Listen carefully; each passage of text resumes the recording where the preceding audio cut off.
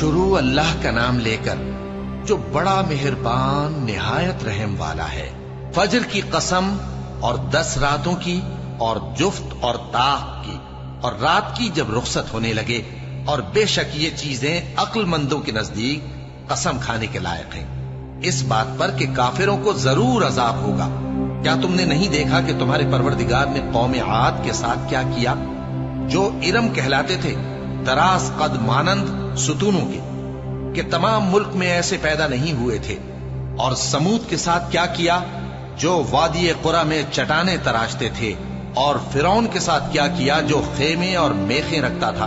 یہ لوگ ملکوں میں سرکش ہو رہے تھے، بس ان میں بہت سی خرابیاں کرتے تھے، تو تمہارے پروردگار نے ان پر عذاب کا کوڑا برسا دیا۔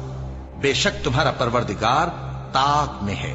مگر انسان عجیب مخلوق ہے کہ جب اس کا پروردگار اس کو آزماتا ہے کہ اسے عزت دیتا اور نعمت بخشتا ہے تو کہتا ہے کہ میرے پروردگار نے مجھے عزت بخشی، اور جب دوسری طرح آزماتا ہے کہ اس پر روزی تنگ کر دیتا ہے تو کہتا ہے کہ میرے پروردگار نے مجھے ذلیل کیا۔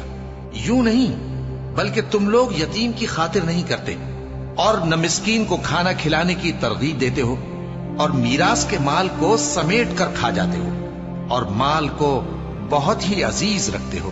یوں نہیں، جب زمین کوٹ کوٹ کر برابر کر دی جائے گی اور تمہارا پروردگار جلوہ فرما ہوگا اور فرشتے قطار در قطار آ جائیں گے اور دوزخ اس دن سامنے لائی جائے گی، تو انسان اس دن سوچے گا، مگر اب سوچنے سے اسے فائدہ کہاں مل سکے گا؟